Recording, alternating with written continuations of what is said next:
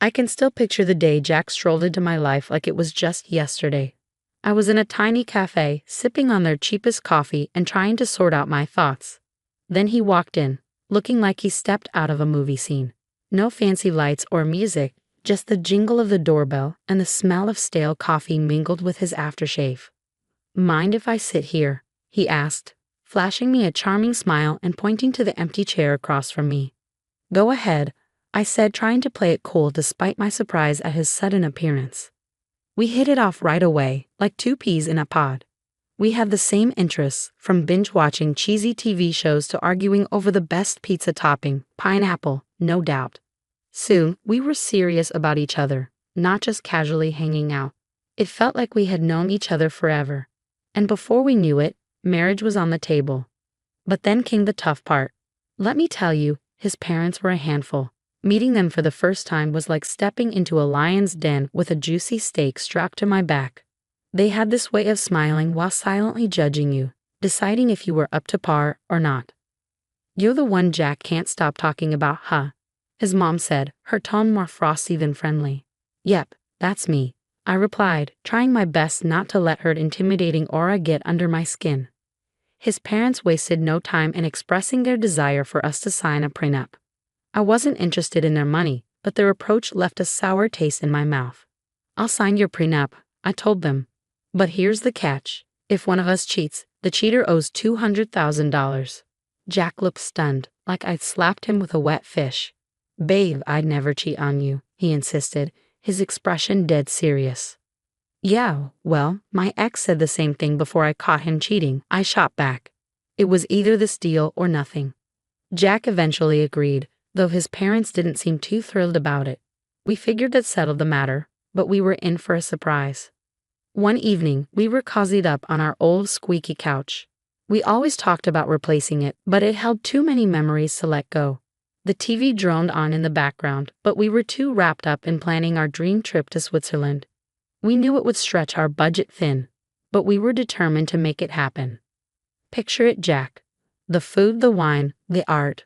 "We have to go," I exclaimed, excitement lighting up my eyes. Jack chuckled and pulled me closer. "Linda, you had me at food, but let's face it, our bank account is more suited for backyard camping than a fancy trip to Geneva." I nudged him teasingly. "Then we'll save up. We'll cut back on things we don't really need, like your video games." He feigned shock. "Not the video games. Take my shirts, my shoes, even my beloved coffee maker, but spare the games." We shared a laugh. That was us in a nutshell, dreaming big while staying grounded in our simple life. And we were content. Our happiness didn't just lie in grand adventures, it was also in the everyday moments like Jack's attempts at cooking breakfast on Saturdays. He wasn't a culinary master, but he had somehow perfected scrambled eggs and toast, which he proudly served with his less-than-perfect coffee. "I'm feeling scrambled eggs today. What do you think?" he'd ask, already making his way to the kitchen. "Only if you promise not to burn the toast this time," I'd tease back, adding, "and I'm taking charge of the coffee." One day, as we tackled the dishes together, a mundane chore that felt special because we did it side by side, Jack broached a topic we'd been avoiding. "Linda, we need to talk about, starting a family," he said, breaking the comfortable silence. I paused, holding a plate in my hands. "I know it's just scary, isn't it? What if it doesn't happen for us?" Jack turned to me, drying his hands on a towel. "Then we'll face it together. But we won't know until we try, right? How hard can it be?" He chuckled, a mix of nerves and affection in his tone. Famous last words, huh? But that's us. Whatever life threw at us, we tackled it together. Even when his mom started dropping hints about wanting grandchildren every chance she got, we handled it. "Linda, dear, when are you going to give me some grandbabies? You're not getting any younger, she'd say, her tone sugary but her message clear as day. I'd hold my tongue, flash a smile, and chirp, "We're on it, right, Jack?" And he'd chime in, "Mom, chill out, okay? These things don't happen overnight." But as time passed, the pressure mounted. It wasn't just from his mom, but from us too. We longed for a family, but it wasn't falling into place as easily as we'd hoped. Since Sophia found a new hobby in making my life tough, our home felt like a war zone. her sharp words the main ammo. It all boiled over during one Sunday lunch meant to be serene and easygoing. Right on cue, Sophia barged in uninvited just as we were about to dig in. The atmosphere turned tense the moment she stepped in, her eyes scanning the room like she was inspecting a battleground.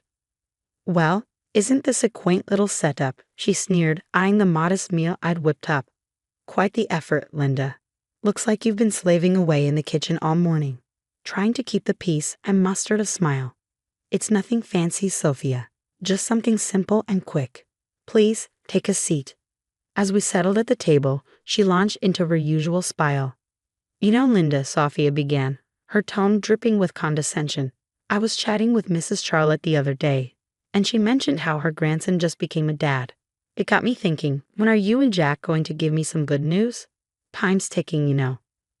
My cheeks flushed with a mix of embarrassment and frustration. I glanced at Jack, hoping for some backup, but he suddenly seemed very engrossed in his meal. "Mom, seriously?" Jack finally mumbled, but it lacked conviction, and we all knew it. Undeterred, Sophia pressed on. "I hate to be blunt, but you're not getting any younger. You work hard for your money. Why waste it on Linda if she can't fulfill her basic duties as a wife? Hiring help for cleaning and cooking would be much more efficient, don't you think?" That was the last straw. "Sophia, I'm doing my best here," I blurted out. "It's not like I don't want kids. And as for the house and cooking, I didn't realize marriage came with a job description." Sophia scoffed. "Marriage isn't a free ride, Linda. You have responsibilities, and frankly, you're not meeting them." The air grew heavy with tension, and tears threatened to spill from my eyes. But what hurt the most wasn't Sophia's harsh words. It was Jack's silence. When he finally spoke, it wasn't in my defense. "Mom's right, maybe we should consider getting some extra help around here. It would take some weight off your shoulders too," he suggested. His words felt like a stab in the back. It was clear I was alone in this. In the days that followed, Sophia's visits became more frequent and her criticisms sharper. She'd scrutinize every corner of the house, pointing out any flaw. "You call this clean?" she'd sneer. "Looks like a pigsty to me." Then came the jabs about my appearance. "Is that what you're wearing? A wife should dress to please her husband. No wonder Jack seems exhausted. He comes home to this." I tried to stand up for myself. "Sophia, I dress for myself, not Jack. And he's tired because he works hard, not because of my outfit." But it was pointless. Sophia had made up her mind about me, and nothing I said seemed to make a difference. Jack's lack of support hit me the hardest. Every night after his mom's departure, we'd end up arguing. "Why won't you defend me, Jack? She's bulldozing over us, and you're just standing by." "Linda, she's set in her ways. What do you expect me to do, kick my own mom out?" "No, but I expect you to be my partner, to stand with me, not her." It became evident that this went beyond Sophia's disapproval. It was about us, our marriage, and whether we could withstand the onslaught of Sophia's criticisms. As weeks passed, it dawned on me that this wasn't just a passing phase, it was a full-blown assault. If we didn't take action soon, there might not be anything left to salvage. Things between Jack and me had turned frosty ever since Sophia ramped up her criticisms. But it wasn't just our home life feeling the strain. Jack himself had started behaving oddly, and it wasn't solely because of work stress. There was something else, something unsettling. It all began with his phone. Jack used to be open about it, we had no secrets. But then he began leaving the room whenever he received a call. And it was always from the same person, Paul Work. One evening, I tried to sound nonchalant and asked, "Who's Paul Work?" Jack visibly tensed up, a clear sign of nervousness. "Oh, just a new guy at the office. Asks a lot of questions," he replied. But there were more changes. Jack, who never cared much about fashion, suddenly started paying attention to his appearance. The graphic tees and worn-out jeans disappeared, replaced by crisp shirts, slacks, and even cologne. "Since when did you start smelling like a department store?" I teased one morning, watching him style his hair differently. He just smirked. "Can't a guy mix things up every once in a while?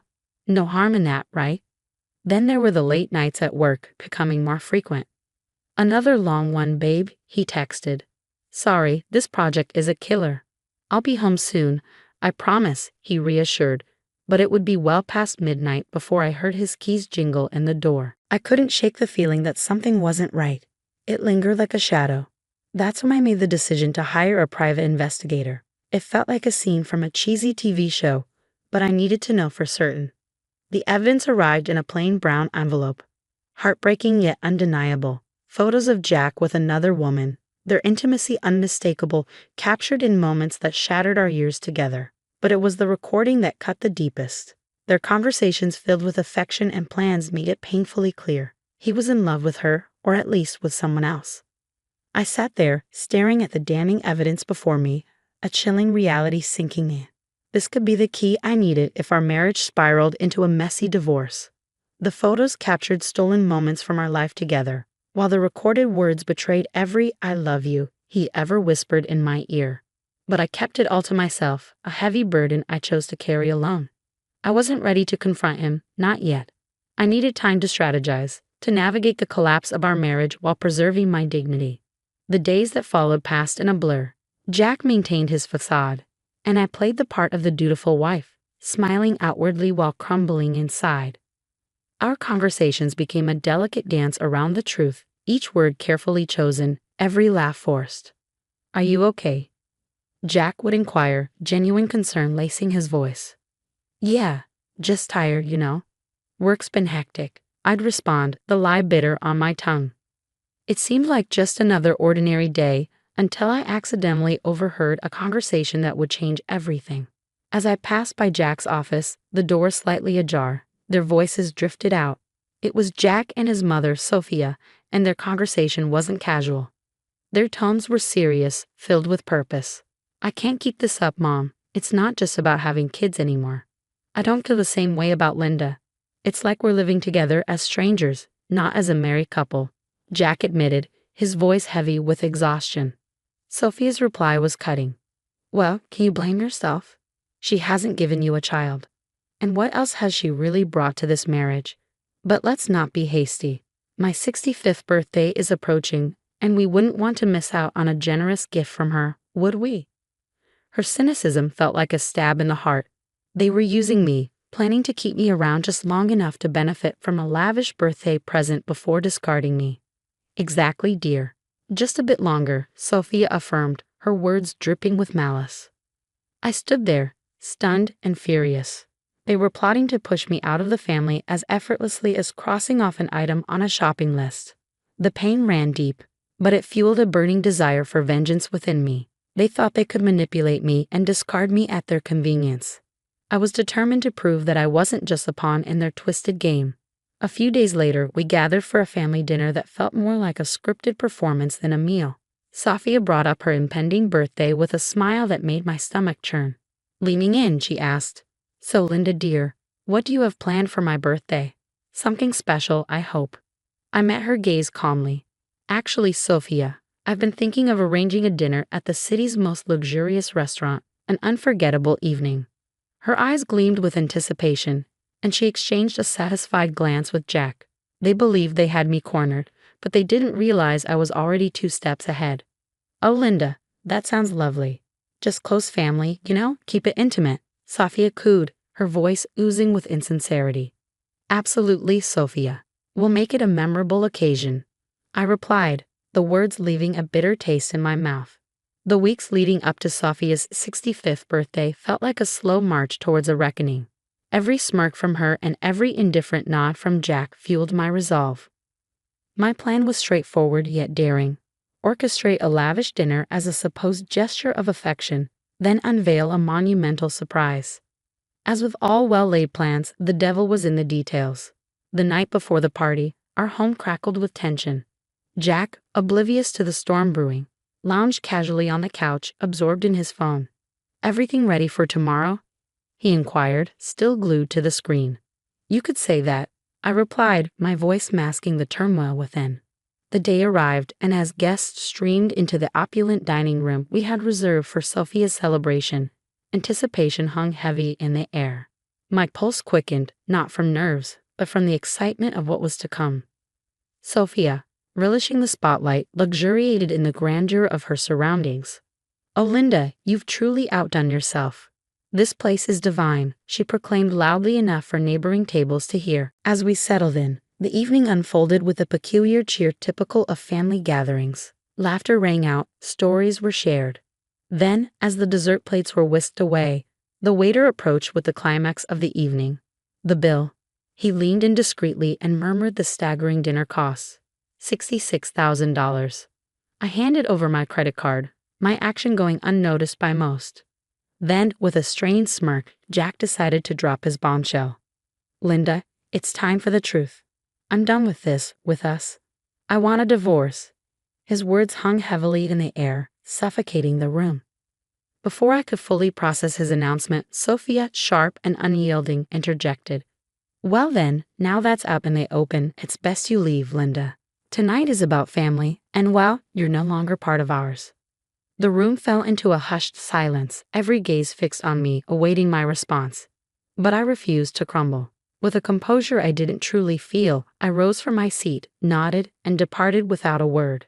The chill of the night air slapped against my skin as I made my way home, the weight of finality crashing over me in waves. By the time I reached Arno's apartment, I had a plan.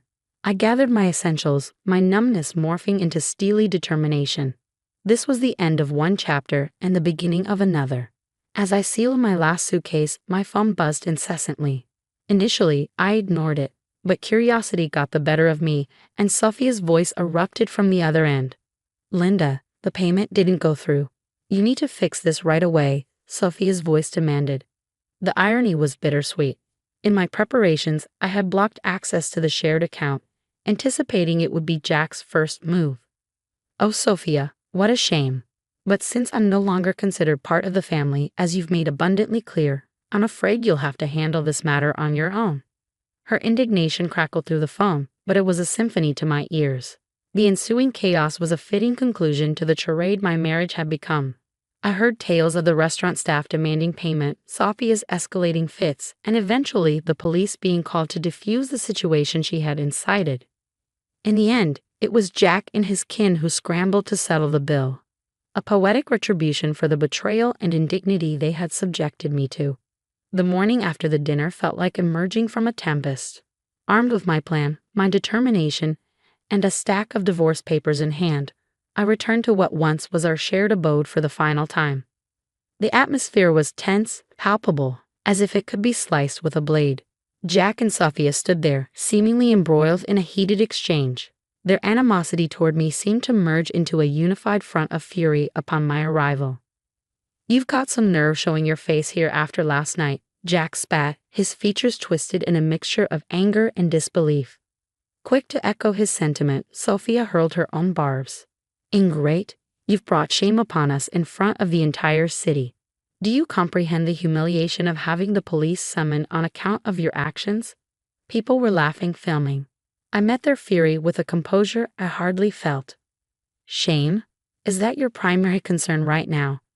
I retorted, tossing the divorce papers onto the table, placing the incriminating photos of Jack's infidelity atop them. Perhaps you should direct your attention to this instead. Jack's complexion drained of color as he picked up the damning photographs, with his mother looming over his shoulder. Their rage dissolved into shock, then morphed into panic as they comprehended the gravity of the situation. And let's not overlook the prenup, shall we? I pressed on, my voice unwavering. You stray, you pay, precisely $200,000. Sophia's features contorted into a snarl. You wouldn't dare. You can't do this to us. Oh, but I can, and I will, I retorted, my voice devoid of warmth, resolute in my decision.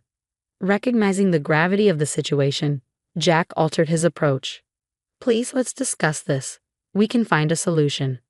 I couldn't suppress a bitter, mirthless laugh. Find a solution? You think a few words can undo everything? No, Jack, it's over. Sophia, ever the master manipulator, attempted to soften her stance, her tone dripping with false concern. Linda, darling, think about what you're doing. This will destroy us. That ship has sailed, Sophia. You should have considered that before. Their pleas shifted to desperate entreaties, their words a frantic attempt to salvage whatever remained. But my mind was resolute. I was done playing the victim, done with their deceit and manipulation. In the end, Jack had no recourse but to borrow money from his parents to settle with me. As I departed from that house for the final time, check in hand, I felt a burden lift from my shoulders. After all that transpired, I was finally liberated. I used the money from Jack to secure a down payment on a modest yet snug abode of my own. It's remarkable how much tranquility you can find in a residence that's solely yours, where each nook feels like a sanctuary away from the tumult of the past. Life is calmer now, and I wouldn't have it any other way. I have a job that keeps me occupied, amiable neighbors who offer nods and smiles, and a petite garden that's entirely mine to tend to. Occasionally, I catch wind of gossip concerning Jack and Sophia. Just the other day, while grabbing coffee from the local spot frequented by the community, I bumped into an acquaintance from the old neighborhood. After some polite chit-chat, they leaned in, lowering their voice, and whispered, "Hey, have you heard the latest scoop about your ex and his mom?" Their eyes gleamed with intrigue. I arched an eyebrow, intrigued yet detached. Can't say that I have. Do share. They seemed to relish divulging the news. Apparently, Sophia isn't too thrilled with Jack's new girlfriend. Rumor has it they're quarreling like there's no tomorrow. Puts your situation in a whole new light. We moved on from the topic, but as I strolled away with my coffee, I felt a profound sense of relief. There was a time when such news would have unsettled me, but now it's simply another chapter in someone else's tale. These days, my greatest worries revolve around whether my tomatoes will ripen before the squirrels snatch them, or if I'll ever master yoga without resembling a newborn deer on ice. Life is simpler, quieter, and considerably sweeter on this side of the chaos.